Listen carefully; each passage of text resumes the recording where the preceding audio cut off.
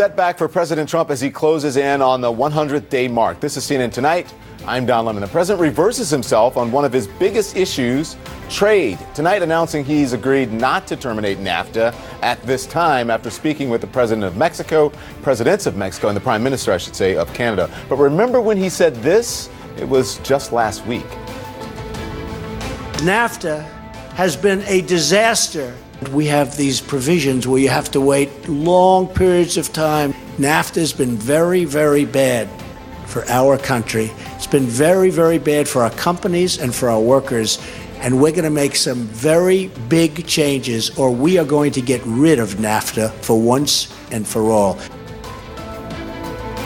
Americans not impressed with how President Trump is handling his job. Our brand new CNN ORC poll has him at the bottom of the heap of newly elected presidents. Plus, she's the most high-profile woman in the Trump White House, a top advisor to the president and unofficial ambassador. But is Ivanka Trump good for women? We'll discuss. Let's get right to the president's new poll numbers, though, tonight. CNN's John King is at the magic wall for us. John? Don, our new CNN ORC poll shows Donald Trump is the least popular president in modern times at the 100-day mark. Let's take a look at the numbers. 44% approve of the job he's doing as president, 54% disapprove. If you look more closely at our numbers, this one's not so bad for the president. The country about evenly divided. 48% say good job, 52% say poor job on the question of how's he doing keeping his big campaign promises. Here's where the president's in a bit of trouble. On these big issues, economy, healthcare, and immigration, his standing now down from our poll just 7 weeks ago. Half of Americans approve of how he's handling the economy.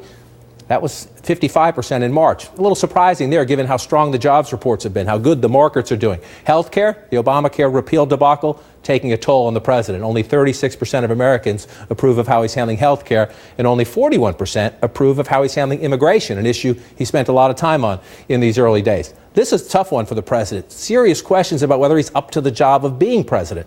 51% of Americans say he's not working hard enough at the job. 56% say he's done a poor job assembling a White House team to help him do the job. Only 44% say he can manage effectively, and only 37% of Americans think their president is honest and trustworthy. Some bright signs for the president, though. 54% of Americans say things are going generally well in the United States right now. 44% say badly. This is even better news for the president. 59% say economic conditions in the country right now are good. Only 41% say poor. Why is this important?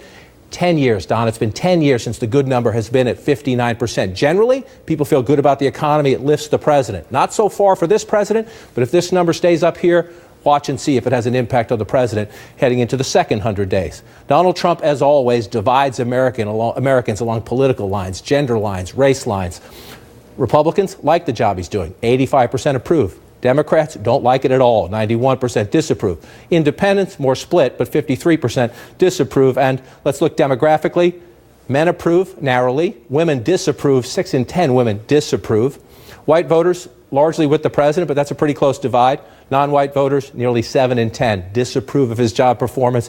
Remember Election Day, Don? Younger voters didn't support the president. Younger Americans now don't like his presidency. 2/3 say they disapprove. Older Americans were Donald Trump's most reliable voters Election Day.